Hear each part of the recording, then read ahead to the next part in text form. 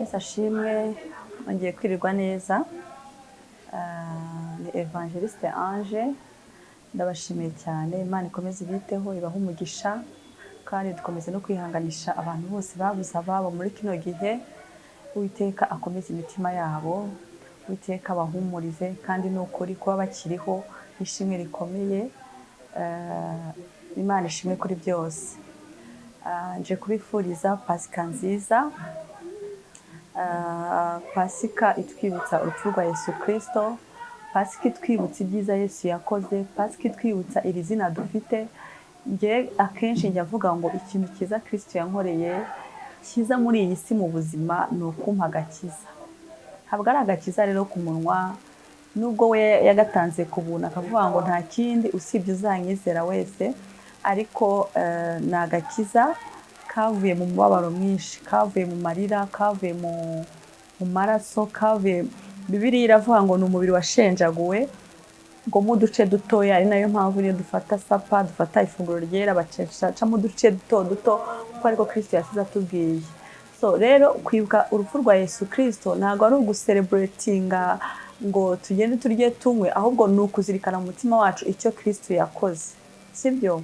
Iyo uzareba iyo bibuka umunsi w'intwari, baba bavuga ngo izi ntwari zakoze aka kazi, twageze muri iki gihugu kubera zino ntwari zakoze ibi n'ibi ngibi, sibyo? Buri muntu wese watanze imbaraga ze kugira ngo tugere ku kintu runaka, turamwibuka. kandi ntabwo tumwibuka ngo celebrating gusa, ahubwo twibuka aho twari turi, tukibuka ngo iyo badakora ibi ntabwo tuba turi aha ngaha.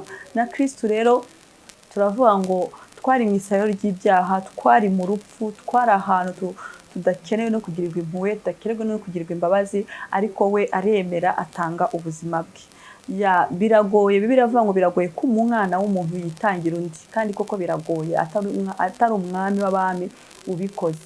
Yarabikoze rero, niyo mpamvu uyu munsi twongeye kuvuga ngo n'uyu munsi turongeye tuje gushima ibyiza umwami Yesu Kristo yakoze. Kandi urupfu rwa Yesu Kristo n'umurimo yakoze n'agakiza ntabwo ari ibintu byatambutse, ni ibintu bimaze imyaka irenga 2000, na n'uyu munsi biracyakora.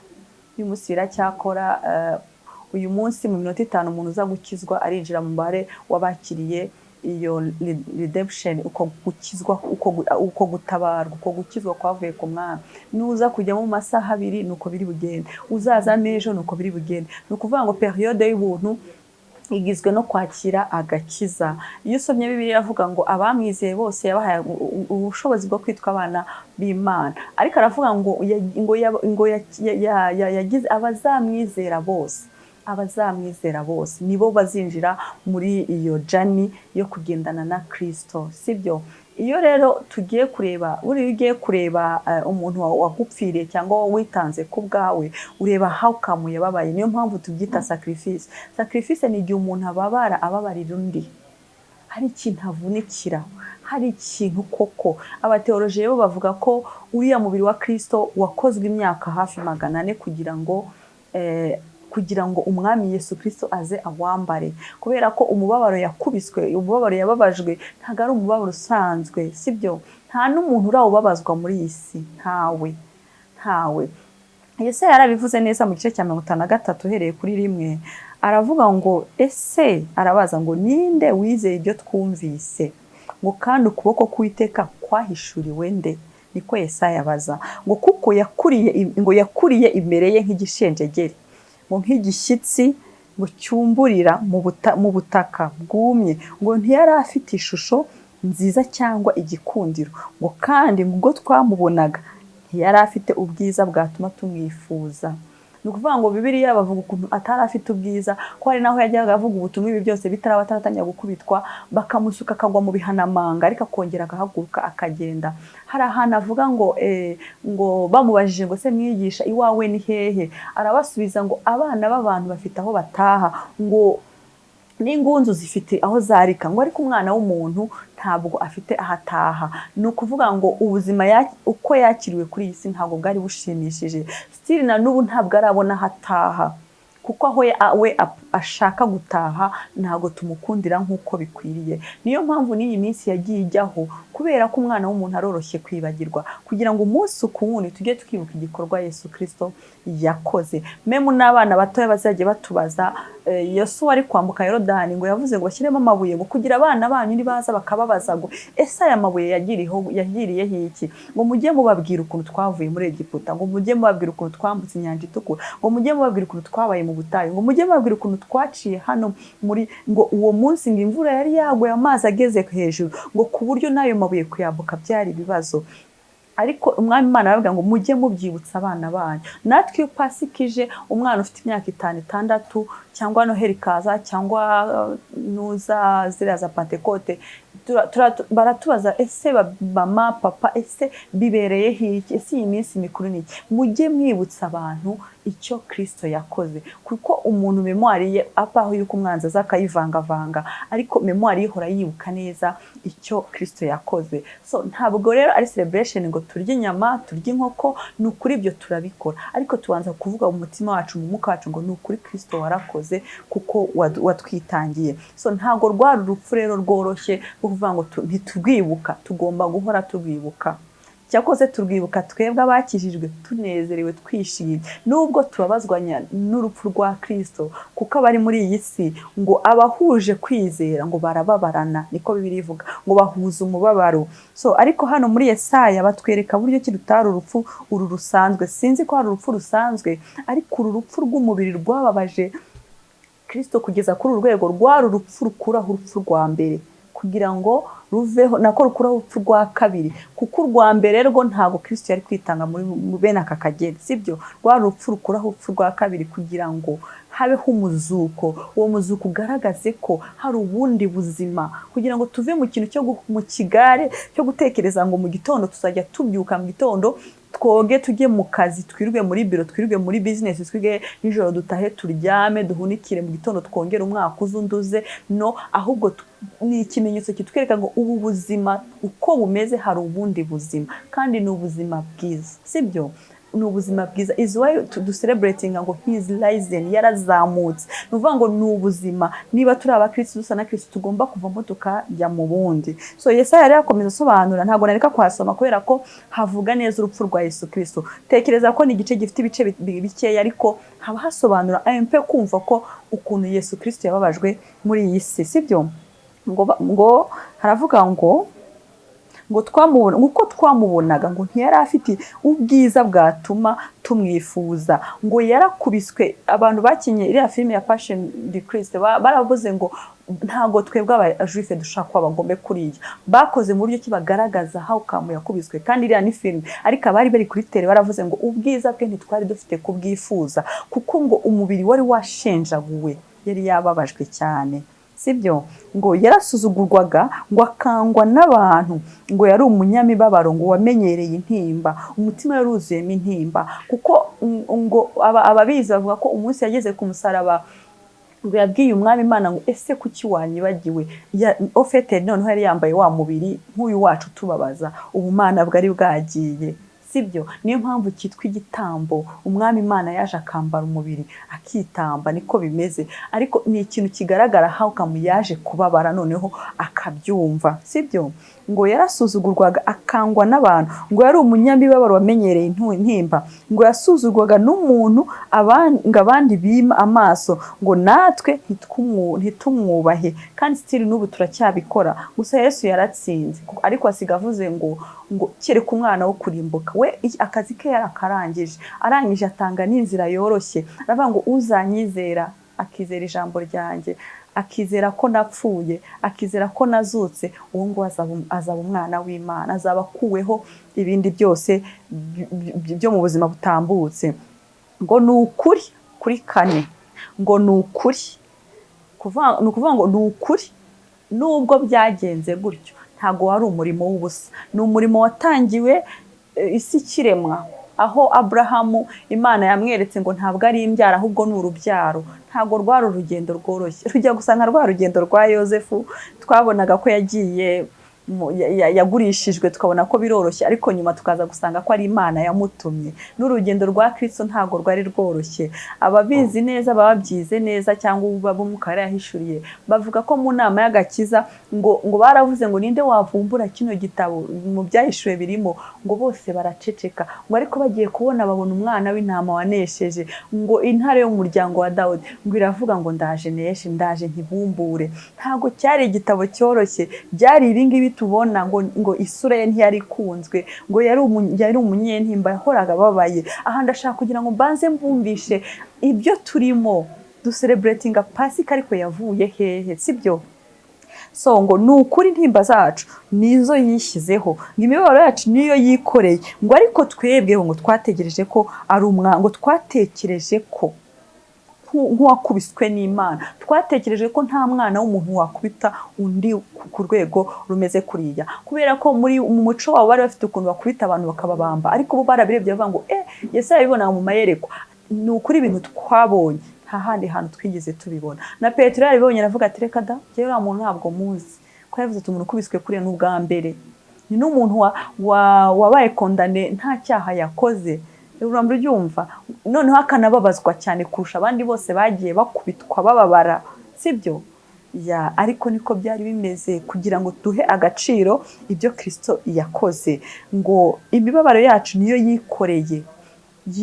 Ahangaha turaza kwagarukaho ngo ariko twebwe twamutekereje nk'uwakubiswe n'Imana, agacumitwa nayo, agahetamishwa n'imibabaro, ngo nyamara ibicumuro byacu, nyamara ntabwo yazize icyo yakoze, nyamara ngo kubera ko Imana ngo imubonye ku musaraba, ngo yarimo ikora adoption, ivuga ngo nawe ndakubyaye, nawe uzanyizera wese. Nicyo Imana yo yari ihanganye nacyo. Bigaragara ko iki kintu cyo gukiza umuntu ni ubwiru bukomeye. Iyo Pawulo ari kubyandika mu gitabo cya Timoteyo aravuga ngo mbega ukuntu bitangaje, ngo ni ubwiru butangaje, ngo kubona Imana ngo imanuka ikava mu cyubahiro cyayo, ngo ikabonwa n'abamarayika, ngo ikambara umubiri.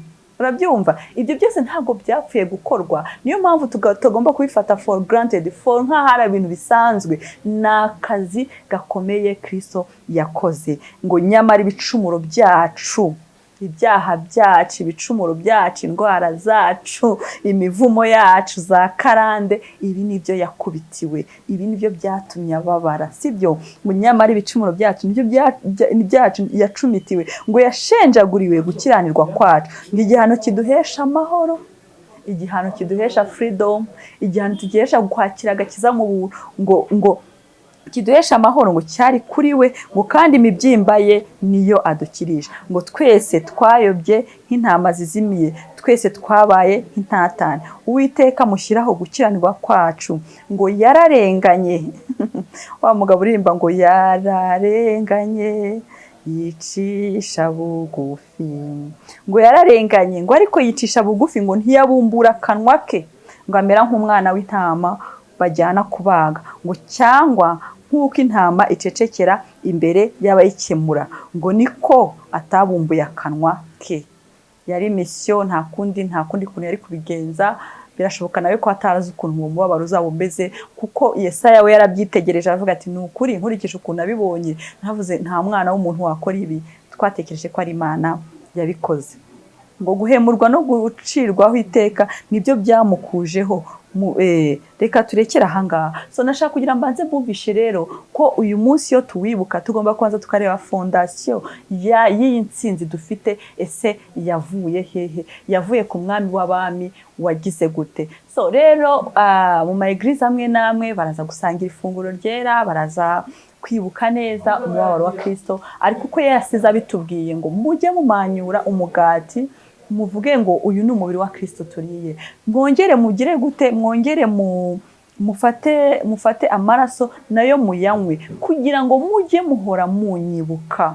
Iyo umuntu akubwira ikintu cyo kwibuka uzabyibuke, nuko abazi ko ushobora kubyibagirwa. Muri Zaburi 106 bavuga ukuntu Abayisiraheli ngo Imana yabahaye manu, ngo Imana yabahaye ngo amazi mu butayu, ngo Imana yabahaye inyama, ngo Imana yabahaye iki, ngo haciyeho iminsi baribagirwa. Nuko nguko umwana w'umuntu ameze. Niyo mpamvu Kristo yavuze ngo mujye muhora munyibuka, mujye muhora murya ibi kugira ngo mwibuke. niyo mpamvu tuba celebratinga Pasika tuvuga ngo uyu munsi turibuka ko Kristo yaducunguye. Uyu munsi turibuka abayisiraheli ngo bambuka ngo baravuze ngo tuzajya duhora twibuka ubuzima bw'ubucakara twavuye muri Egiputa, twavuye mu butayu. Bo bafite amateka bibuka ubwo buzima. Natwe munsi y'umwuka turibuka icyo Kristo yakoze nubwo tutayibonesheje amaso, ariko ibijambo ry'Imana rirambwira ngo umwana w'Imana, ngo umwuka wera mwemezanye neza ko ari umwana w'Imana. Ufite umwuka wera ahora yibuka ngo ibi ngibi ni ukubera ko Kristo yabambwe. Ni ukuri buri wese agiye abasha kibuka ngo dufate for example wibutse nk'ibyaha wabagamo byari byaranze kukuvaho, ariko umunsi umwe ukumva urabambuwe bikuvuyeho, kumva ntago ukiciraho urubanza, uhita wumva ko ari agakiza wakiriye, ukajya uryama ugasinzira. Ibya kera ngo ntimubyibuke niko bavuga, ibya kera ntimubyibuke ngo ko ngiye kuzana ibishyashya ngo ntimuzabibona, ukibagirwa. Ngo Bibiliya ikavuga ngo n'ubuntu bugeretse ku budi, buri munsi ubona ibishyashya kubera ko winjiye muri iryo sezerano, kubera ko winjiye muri ayo maraso, kubera ko winjiye kuri uwo mubiri, kubera ko wabonye ineza ya Kristo. So rero iyo umaze kwibuka hakera uravuga ngo noneho ese niki nkeneye gukora kugira ngo mbashe kwambuka. Bibiliya iravuga ngo ibintu hafi ya byose byezwa n'amaraso. Reka rero dusome icyanditswe kiri mu Bakorinto kivuga gusangira ifunguro, kugira ngo twumve ahantu Pawulo hasa tubwira inama nziza yo kujya ku ifunguro. Ubundi kuri Pasika vraiment natirero ahantu henshi ni itegeko ko haboneka ifunguro ryera, ariko utegetswe kurifata, nta kikubuza. Imbabazi zaratanzwe, kandi gusaba imbabazi si ukwikebesha ibyuma, ni umutima ukwemeza ko ukeneye gusaba imbabazi. Nawe wumva utarinjira muri iryo sezerano, biroroshye ni ukwizera Kristo umwami n'umukiza, nawe ukajya kuri iryo funguro. Ni itegeko kurijyaho. Pawulo aravuga ngo mu Bakorinto ba mbere 11 uhereye ku murongo wa 20,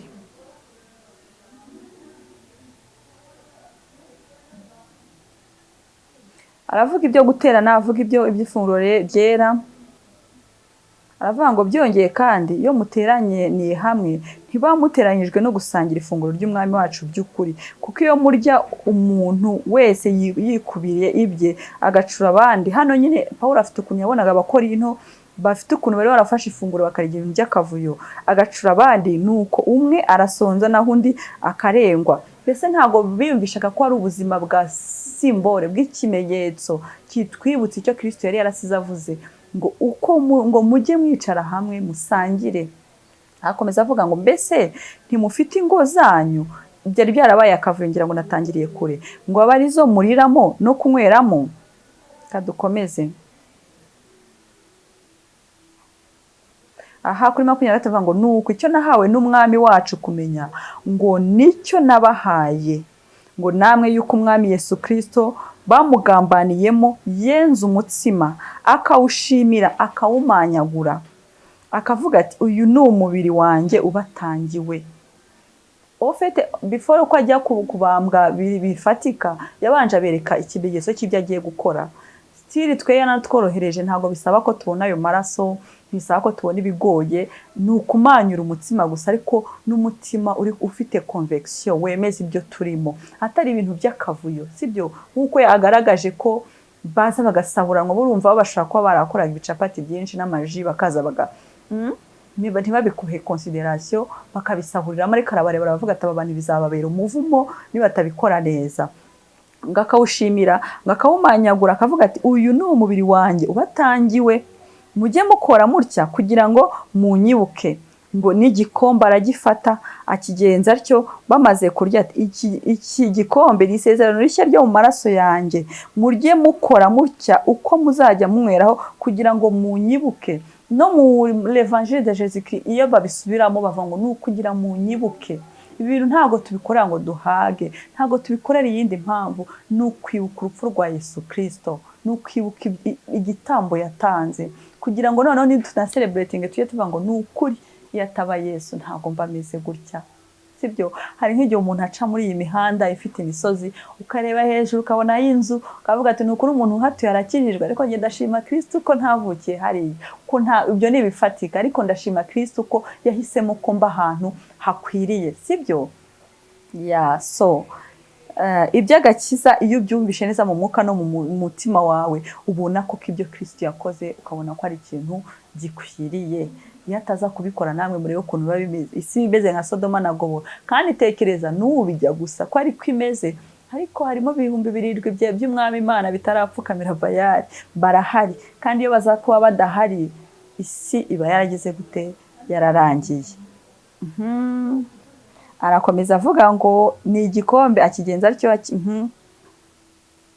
kugira ngo munyibuke uko muzajya murya uwo mutsima ukanywera kuri icyo gikombe, muzaba mwerekanye urupfu rw'umwami Yesu Kristo kugeza aho azazira. Ngo nicyo gituma umuntu wese, hano akomeza bivuga, ubundi kugira dukore crossing over, Bibiliya avuga ngo sidukura avuga ngo urupfu, igihembo cy'urupfu, icyaha, ibintu nk'ibyo. Sometimes dufite ibigeragezo biza kuko biza ko Imana yashimye ko biza, ariko ibyo ntiyukajye ubitekereza kuko ntabwo ari ibyawe kubikemura. Ariko hari ibindi bigeragezo biza mu buzima bwacu biturutse noneho uko nyine ubuzima twabukondwije, choice twafashe. So rero hano Pawulo aravuga ngo mbere yuko mujya kuri sapa, mbere yuko kujya kuri iri funguro, aravuga ngo nicyo gituma umuntu wese uzarya umutsima w'umwami wacu cyangwa azanywera ku gikombe cye uko bidakwiriye azagibwaho uko bidakwiriye, niko yavuze. Bavuga ngo kugira uko winjire mu kindi kintu gishyashya nuko usiga ibyatambutse, sibyo. Nuko usiga ibyatambutse, nuko hari icyo wiyambura, nuko mu mwuka no mu mubiri hari ikintu wiyambura kugira ngo ubashe gukora crossing over. Ntabwo ushaka gukorana crossing over ikintu nawe uzi neza ko uhora warimanta, irari warimanta, ibyo ukora warimanta, ukumva ushaka kubyambukana ngo ugende ujye mu crossing over. Ntekereza ko mu mwaka wa Pasika twavuga ko ubu Pasika irangije umwaka, next year hazaza ni Pasika, ariko tukabara iminsi y'umwaka. Bivuga ngo byari bikwiye guhera mu masaha yatambutse gusubira kuri Pasika yatambutse, tukareka ibyatambutse, tukiyambura ibidakwiriye kugira ngo n'umwami Imana kutugirira neza bimworohere. Hano aravuga ngo nicyo gituma umuntu wese uzarya umutsima w'umwami wacu cyangwa uzanywera ku gikombe cye uko bidakwiriye azagirwaho n'urubanza rwo gucumura ku mubiri n'amaraso by'umwami. Ngo nuko umuntu yinire yisuzume.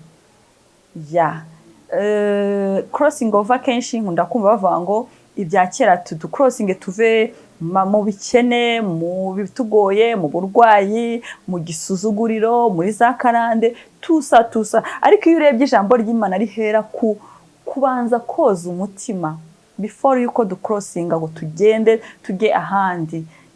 Kandi rero iyo umuntu abanye n'Imana neza, biba nka cyagiye Yakobo amaze kwakira irindi zina, yararyamye yiseguye ibure, abona abamarayika barimo baramuzanira. Urumva biba byoroshye. Nuvuga ngo umurongo wa communication iyo nta kintu cyanduye kirimo uroroha. Niyo utabashije kumenya impamvu ikintu kitakozwe, wumva ufite amahoro yuzuye umutwe, ngo ndabizi umwami Imana arankunda azabikora. Ariko hano Pawulo aratwereka ko ngo niyo mpamvu ngo naharenzera, nuko umuntu yinire yisuzume, ni nko kwishyira ku ruhande, wisuzume abone kurya kuri uwo mutsima no kunywera kuri icyo gikombe. Before ubanza ugira ikintu ujya ku ruhande, wisuzume, woza umutima wawe, woza umubiri wawe n'ibitekerezo, uvuga uti noneho kugira ngo mbashe kujya ku meza y'umwami. Niho uzaba wubashye, wibutse n'icyo Kristo yakoze, ubanje kumva ko muri wowe umeze neza. Ngo kuko upfa kurya, ashyizeho condition, kuko upfa kurya akanywa atitaye ku mubiri w'umwami, abaririye kandi abanywereye kwishyiraho gucirwaho iteka. Iyo turebye ibintu Kristo yavuze ku musaraba, yaravuze ngo ibintu byose birarangiye. Yarangije iki? Ikintu cya mbere Kristo yarangije icyaha, yatanze imbabazi. Kuko ukurikije ukuntu amategeko yari apanze, nta muntu wari kuzashobora kuyashobora. atanga imbabazi, ariko aravuga ngo uzanyizera yakiriza imbabazi ziri absolu zuzuye. Arongera atanga iki? Akuraho urupfu rwa kabiri, ati kandi muzahabwa ubugingo buhoraho. Arongera kandi aravuga ngo umugisha ndawubahaye muri Kristo Yesu, umugisha uruzuye. So bisadepa nicyo twita umugisha, ariko buri wese azi umugisha akeneye, sibyo? Umugisha uruzuye, ubwo yakuraho umuvumo aduha umugisha. Arongera avuga ati cyakoze mu mubyimba yanjye ukumbabajwe niho muzakirizwa. Indwara zose abarazitwaye, sibyo? Yagiye atwara ibintu byinshi, atwara n'ubukene. Ese urumva ahubwo muri Kristo Yesu hatarimo ibintu byose dukeneye? So mbere yo kujya kuri sapa, mbere yo gucelebratinga ubuzima bwa Kristo, ukuntu ya resurrection yiwe, tubanze twinire, niko birivuga, tujye ku ruhande dukureho, ubundi ducelebratinge iby'umwami Imana yakoze ku musaraba. Ngo kuko upfa kurya, Pawulo ashyiraho condition, ngo akanywa atitaye ku mubiri w'umwami, abaririye kandi abanywereye kwishyiraho gucirwaho iteka. Biroroshye cyane kujya ku ruhande ugasigira Imana ngo nukuri umutima wanjye nguyu weze utunganye, mbashe gufata ku mubiri wawe, kugira ngo aho kugira ukubere, kuko hano hakomeza avuga ngo ndetse nicyo gituma benshi muri mwe bagira intege nke, abandi bakarwaragura, bakagira indwara zitandukanye, abandi benshi bakaba basinziriye. Basinziriye ni ukuvuga ngo hari igihe umuntu ujya kumva ngo yapfuye ahagaze, ni umuntu ugenda ibintu byose ntacyo yitaho, sibyo? Kuko ibintu byamubereye umuvumo, ashaka kubaho gutyo kuko atarinjira mu isezerano. Ariko umuntu winjiye mu isezerano akabigira nkana, akabijyamo, akajya kurya nka kuriya abakora into bagenda bagasahuranwa batazi ibyo barimo, bigaragara ko uwo muntu bimucirwaho iteka, bimubera umuvumo. Kandi Pawulo urabona ko yashatse kuvuga ngo before kujya ku meza y'umwami ubanze wibuke icyo Kristo yakoze, noneho ubanze wiyeze ujyeho ukwiriye, kugira ngo aho kugira ngo noneho niba wari n'indwara wari urwaye muri wowe, aho kugira ngo wiyongere uburwayi wakire ubuzima bwa Kristo bushyashya, cyangwa kugira ngo ugire intege nkeya wakire kugira imbaraga, sibyo? Sinzi niba turimo turabyumvikana. Ngo ariko twakwisuzuma ntitwagirwaho n'urubanza, twe kubijyamo duhumye, dufunze amaso. Hari icyo dukeneye gukora mbere yo kugira ngo twakire ifunguro, ahandi ubundi ducelebratinge crossing over, ngo nukuri twongeye kwakira ubuzima, twongeye kuba bashya, twongeye kuba bazima. Buriya imigisha Kristo yaduhaye, bakuzaniye ibyo ushaka byose bakabigutereka imbere ukabibona utagizemo uruhare, nabyo ntabwo byagushimisha.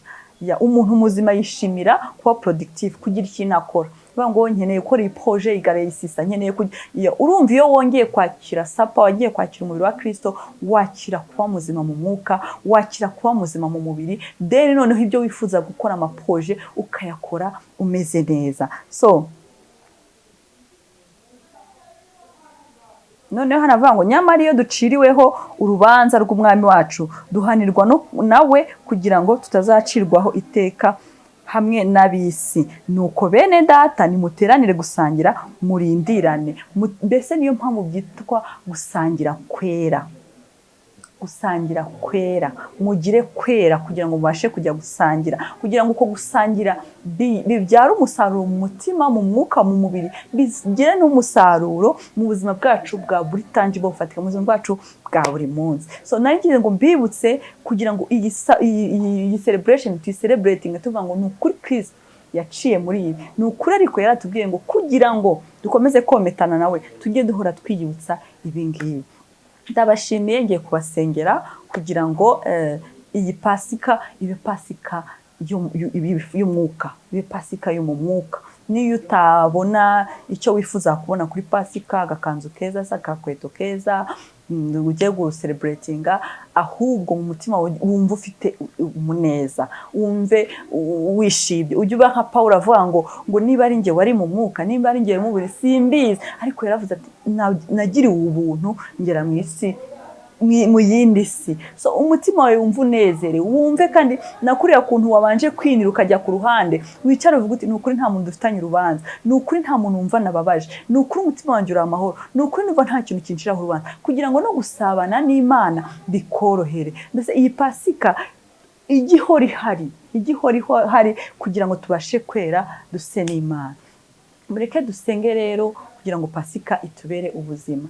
Data wa twese, Mana nziza, Mana ikiranuka, twongeye kukuzamura icyubahiro. Uri Imana ikomeye, uri Imana ihambaye, uri Imana yera. Ni ukuri kuba mbasha kuvuga kugira neza kwawe, ni ukubera ko hari umunsi wafashe umwanya wawe ugata icyubahiro cyawe, ukaza Mwami ukababazwa. None nkaba ndiho mbivuga kandi umutima wanjye unezerewe unabihamya. Ni ukuri nifuje ko umuntu wese unyumva untegeye amatwi, Mwami yakira icyo washatse gutanga urya munsi, kugira ngo kimubere ubuzima, acyakire mu mwuka, acyakire mu mubiri. Nuko Mwami tuve mu butayu, nuko Mwami tuve muri Egiputa, nuko Mwami tuve ku mivumo, tuve ku ndwara, tuve ku bukene, kugira ngo tubashe gusingira neza icyo wabashe gutanga urya munsi. Reka Mwami imitima yacu igiye gucelebratinga, reka Mwami turusheho kunyoterwa kumenya icyo washakaga, kandi udushoboze tuzajye duhora tubona izo Pasika kugerageza igihe uzabishimira, tukazazibone nk'uzibona nk'abari mu isi, ahubwo tujye twibuka ibyo Kristo yakoze ku musaraba. Reka Mwami ibyo washatse ko biba mu mitima yacu bikorerwa muri twebwe ari byo bikomeza, kugira ngo Mwami umurimo wakoze ubashe guhabwa agaciro n'icyubahiro cyawe gihabwa ikuzo. Urakoze cyane Kristo. Buri wese wumvishe rino jambo reka abe mushyashya. Reka uko baza gufata ifunguro, uko baza gufata amaraso, babe bashyashya, n'ibyo bakora bibe bishyashya. Imibiri yabo ibyanduye bakore crossing over. Ni ukuvuga ngo amaraso ashaje habeho crossing over, asohokemo bambuke. Ubukene babusohokemo bambuke, inzara bayisohokemo bambuke. Mwami ibyifuzo byabo bibe muri pase, babibonesha amaso, nk'uko ijambo ryawe rivuga ngo ibyo amaso yacu atigeze kubona n'ibyo amatwi yacu atigeze kumva, reka Mwami bibikiwe abagushaka. Reka Mwami babonesha amaso, kuko ni amasezerano waduhaye. Urakoze cyane mu izina rya Yesu Kristo. Twasoza tuvuga ngo umuntu utarakira Yesu Kristo nk'umwami n'umukiza, kugira ngo tujye umwaka uzaza tuzacelebrating Pasika hamwe, yasubiramo aya magambo akavuga ngo Mwami Yesu Kristo, maze kumva neza icyo wakoze ku musaraba, ndakwizeye, nizeye kuri umwami n'umukiza w'ubugingo bwanjye. Umbabarire ibyaha byanjye byose n'ibicumuro, ubyibagirwe. Nakiriye ku mwana w'Imana, nakiriye ku umuragwa w'amasezerano, ninjiye mu muryango wa Abrahamu mu izina rya Yesu Kristo. Amen. So Pasika nziza rero, ndabakunda. Ni Evangeliste Ange. Mukomeze nukuri mube mu mwami Yesu Kristo. Shalom shalom.